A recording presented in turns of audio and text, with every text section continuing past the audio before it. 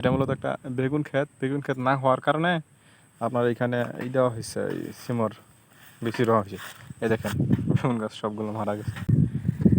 এগুলো কোন জায়গায় দিলে গাছগুলো মোটামুটি খুব ভালো পরিমাণে বাড়বে। আসসালামু আলাইকুম, আশা করি সবাই ভালো আছেন। আজকে হঠাৎ করে খেতে এসে দেখি যে মোটামুটি সিমর চারা বড় হয়ে গেছে, এখন ডুগাবে। এটা মূলত একটা বেগুন ক্ষেত না হওয়ার কারণে আপনার এখানে এই দেওয়া হয়েছে, এই সিমর বেশি দেওয়া হয়েছে। এই দেখেন বেগুন গাছ সবগুলো মারা গেছে। আপনার পানি বানাস এবং কি এমনিতেও বানাস ছাড়া এমনিতে এগুলো মারা যায়। তারপরে মোটামুটি গাছ নাই বললেই চলে, বেগুন গাছ। যার ফলে আপনার এইখানে এইভাবে সিমর চারা দেওয়া হয়েছে যাতে জানলা দেওয়া যায়। আপনার এখানে সম্পূর্ণটা ওই যে ওইখান থেকে আপনার এই যে মরা ক্ষেতটা, এটা মোটামুটি জানলা দেওয়া হবে। আবার যদি ডুবাই যায় তারপর যদি কারা হয়, আপনার এই যেগুলো যদি ডুবাই যায় বেগুন গাছে পেঁচ মেরা গাছগুলা চারাগুলা ডুগাগুলো পরে ছিঁড়া যাবে, কারণ বেগুন গাছ তো তুলে ফেলা হবে। ওই সময় বেগুন গাছ তুলে ফেললে চারাগুলো আপনার নষ্ট হয়ে যাবে এবং গ্রোথ কমে যাবে।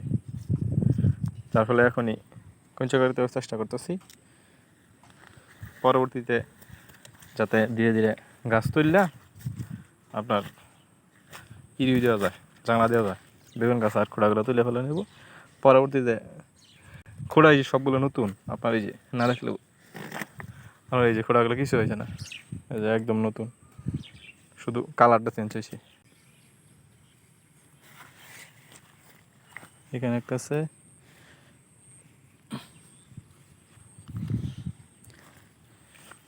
বিল মোটামুটি হাল চাষ করা শেষ, আর ওইদিকে মোটামুটি পানি হয়েছে ভালোই। আপনার ওই যে খেতগুলো দেখা যাচ্ছে ওইগুলো তলাই গেছে পানি নিচে, কিন্তু গোসা করা হয় না, হয়তো বা এক চার দেওয়া হয়েছে হাল চাষ। আর এইগুলা কয়েকদিনের ভিতর পেকবো, পরে গোসা কাটবে। আপাতত ওই যে ওইদিকে একটা গোসা কাটতে আছে দেখা যায়।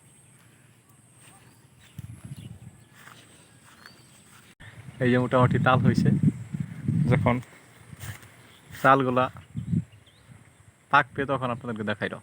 মোটামুটি ভালো পরিমাণের মজা লেগে গেছে তাল। আপনার এই তালটা এই বছর তৃতীয় বছর দিতেছে ফলন এই গাছের তালে। জঙ্গলে তাল গাছ গিয়ে গেছে, বইরে গেছে।